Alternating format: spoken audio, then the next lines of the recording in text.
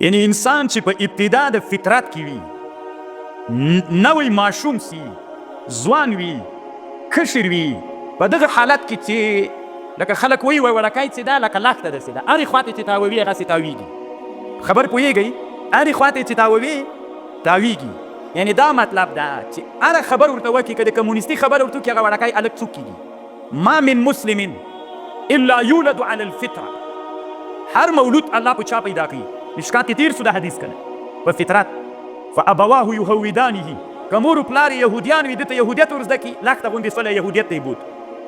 او ینصرانه، که مور و پلار یې نصرانیان و نصرانیت ور زده کوي، نصرانیت ته ځي. او یمجسانه، او یا که مجوسیان مور و پلار یې طالبانو مجوسیت ور زده کړي، مجوسیت ته یې بیایي.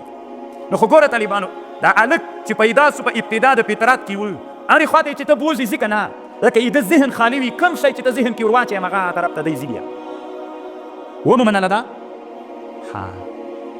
نو اوس ډېر په دې بد وي په ژوند کې طالبانو اسباب د خیر ډېر وي طالبانو په نسبت سره اسباب د شر ته. هغه عواید چې شر ته سړی رابلي هغه د بد وي په ژوند کې لږ وي. او د چا په ژوند کې؟ د حضارې په ژوند کې څوک وي؟ ډېر وي. پرېږده حضاره به یې ورې پرېږدو. د بد وي په ژوند کې د شر اسباب هم موجود وي، د خیر اسباب هم موجود وي، خو اکثر دا وي چې هلته د چا اسباب ډېر وي؟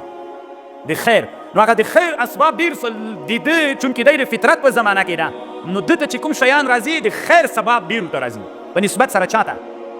د شر اسبابو ته. د خیر جهت پې غالب شي. نو بس دی اکثر داسې وي چې د بد وي خلک طالبانو د خیر ماده پکې ډېر وي په نسبت سره چاته؟ شر. د حضارې خلکو کې خیر ډېر وي، او که د بد وي په خلکو کې سپر ښه کتاب تېر سوی چې الله عز وجل دې سړي ته فکر ورکړی. د حضارې په ژوند کې خیر ډېر وي، که د بد وي په ژوند کې؟ د بد وي په ژوند کې. ځکه د بد وي په ژوند کې اسباب د خیر ډېر وي، اسباب د شر لږ وي. نو چې لږ سول نو هر وخت دی له خیرونو سره مخ کېږي. نو همغه نه دی متاثر کېږي چې متاثر شو طالبانو هغه فطرت کې. خو چې هر یو د فطرت زمانه کې چې هر یو په سړي باندې غالب سي همغه طرف ته څوک وي؟ میلان کوي. نو د خیر عوایدو، د خیر اسبابو، د خیر داعیه ډېرې وي، نو هغه طرف ته دی میلان وکړي. نو طبیعت یې اکثر چا وي که نه؟ اما د حضارې په ژوند کې اسباب د شر ډېر وي. د کلي په ژوند کې پردۍ ښځه لیدی سي، او د بازار په ژوند کې هره ورځ ده که نه؟ د حضارې د بدوي په ژوند کې، په کوچاني ژوند کې چې کوم اسباب د معصیت سړي ته په بازار کې صبوري هلته کېدی سي. ولې؟ چا نه به یې ووایي په بازار کې کېدلی سي. کوم نارواوي اسباب د ګناهونو، د شرونو، د معاصیو چې په بازار کې دي هغه په چېرته نسته، په بدوه کې نسته. نو په بازار کې عوایدو اسباب د شرونو غالب دي که د خیرونو؟ نو د بازار په ژوند کې چې څوک ژوند کوي، یو ماشوم چې پیدا سو چې نو دی د فطرت په زمانه کې ده، فابواه یهودانه او ینصرانه او یمجسانه. په بازار کې جنبه اسباب د شرونو غالب وي، نو دی چې له کوم شیونو په ده ډېر راواردېږي، نو همغه نه دی متاثر سي، نو د شر جنبه پکې څوک سي؟ غالبه سي.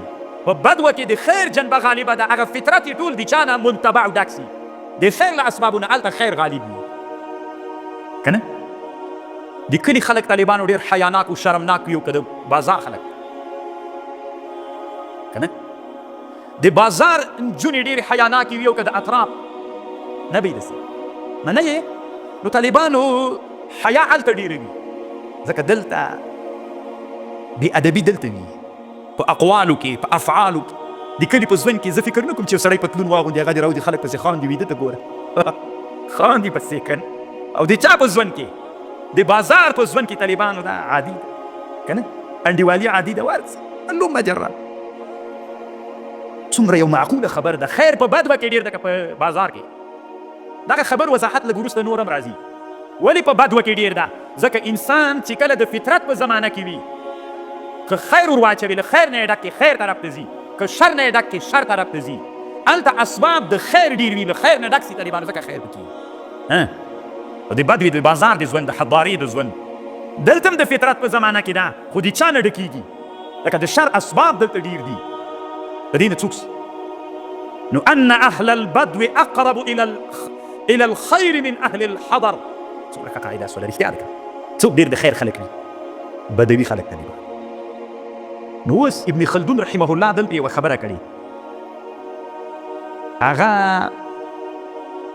دروغ چیرته ډېر وي، منافقت چیرته ډېر وي، چل چیرته ډېر وي، دا ټول طالبانو چالاکي چیرته وي. تاسې فکر وکړئ طالبانو د بازار سړی کلي سړی چې بازار ته راسي نابلده نابلده کېږي، وي څه ځان نه د کابلۍ جوړ کړی ده، یعنې چالاکی څه بازاري یې چالاکی که نه غولول کوي، خلک غلطوي، فریب چل پکې وي، د اطراف سړی بیچاره ساده سړی په هېڅ پوهېږي نه، په چل مل باندې سر نه وي خلاص، خو چې دلته دی تېر کړي وخت که نه بیا دی هم څوک سي.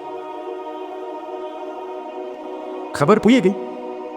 یوه خبر لنډه دلته کوم، تاسې دې په دې پوه یې اخراج ما فی القوه الى الفعل. دنیا کې چې کومه وړتیا ده دا به چا ته راوځي د قوت نه فعل. طالبانو الله عز وجل د دنیا عمران و آبادی دا مقصد ده، او دا عمران هر عمران و حضاره له چا نه جوړېږي؟ بدوه په چا بدلېږي؟ په حضاره باندې. حضاره او دنیا کې چې عمران څومره په مخ باندې ځي هومره دنیا کې څوک ډېر جوړېږي، زوال طرف ته ځي. تاسې پوهېږئ؟ علم ده څومره چې دنیا د معمارۍ او د عمران طرف ته ځي هومره دنیا د خطر سره مخ کېږي. تاسې طالبانو له هغه خلکو نه پوښتنه وکړئ چې نن اټوم لري، څوک چې یو څوک د اټوم متخصص ته له هغه نه پوښتنه وکړي چې دنیا څومره خطر سره مخ.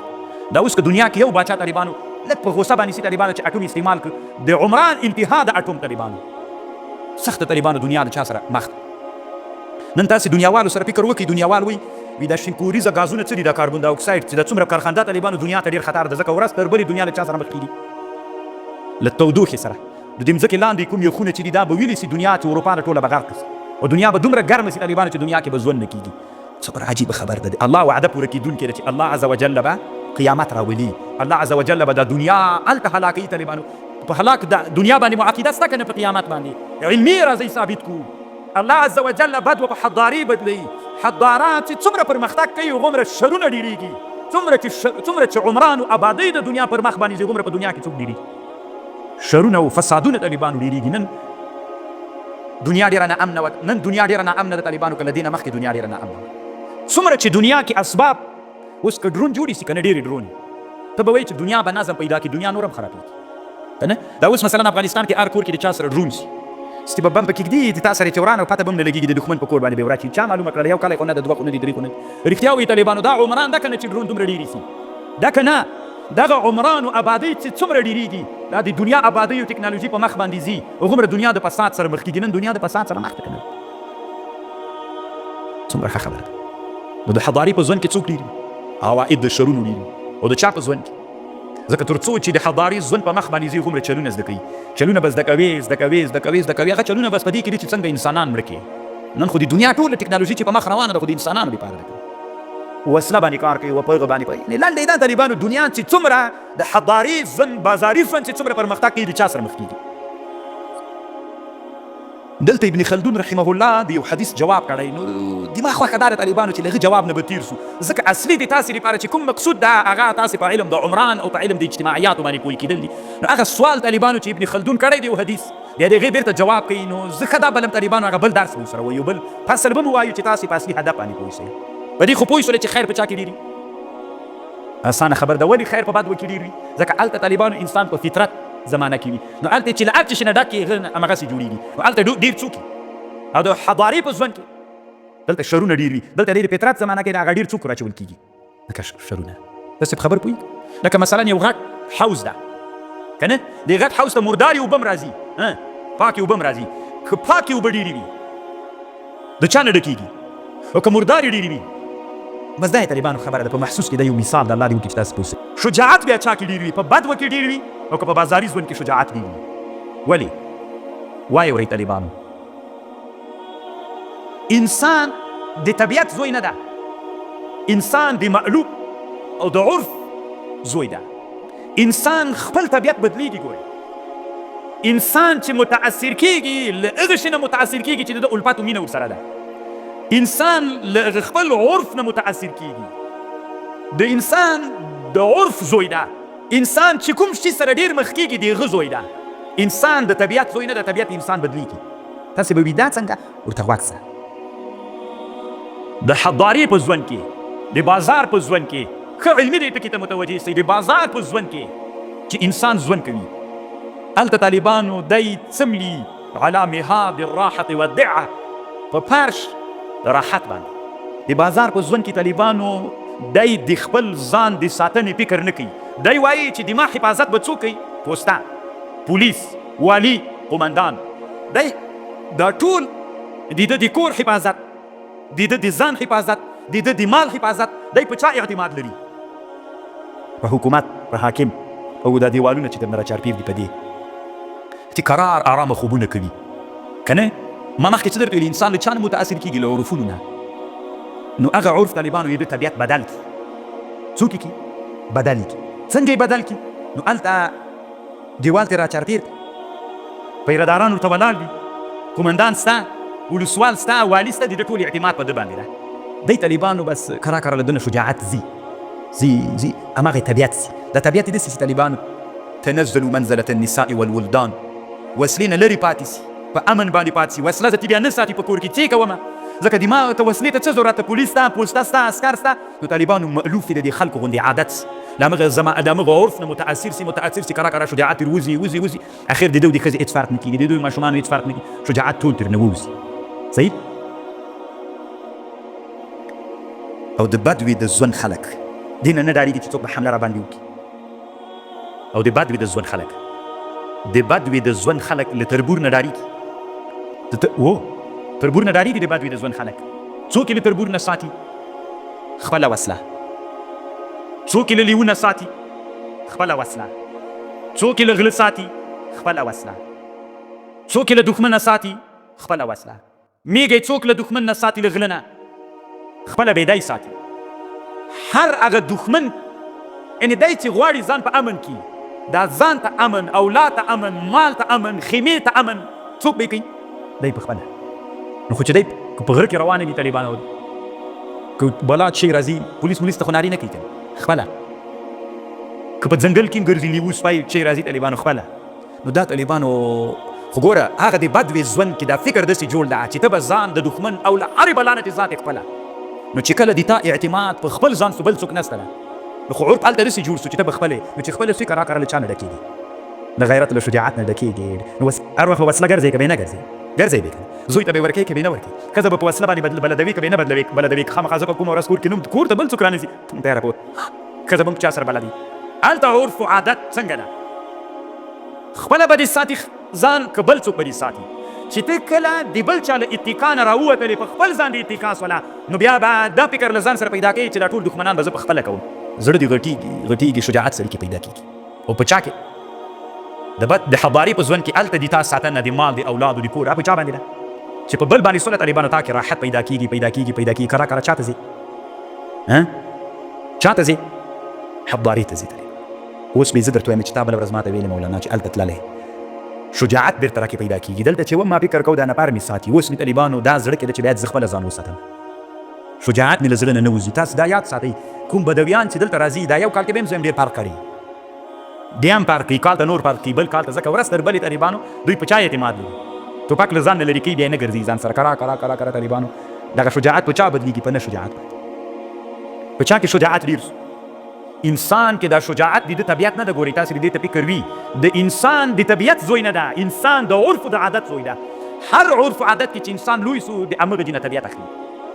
صحیح که نه؟ د بدوي په ژوند کې په بل چا باندې ځان سپارلو که په خپل ځان، د بازار په ژوند کې چې په بل چا باندې د نه شجاعت ووته طالبانو. نو که انسان کې شجاعت د انسان طبیعت وای باید نه وای بدل سوی، خو په دې ژوند کې شجاعت تېر لاړ، هغه ژوند ته چې بېرته لاړ شي څنګه کېږي؟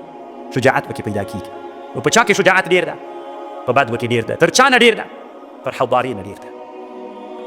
کله چې سفر ته روان وي د حضاري سړی او د بدوي سړی په سفر کې یو ځای سي، دا د حضاري د ژوند سړی دا د بدوي د ژوند په سړي باندې څوک بار وي که نه؟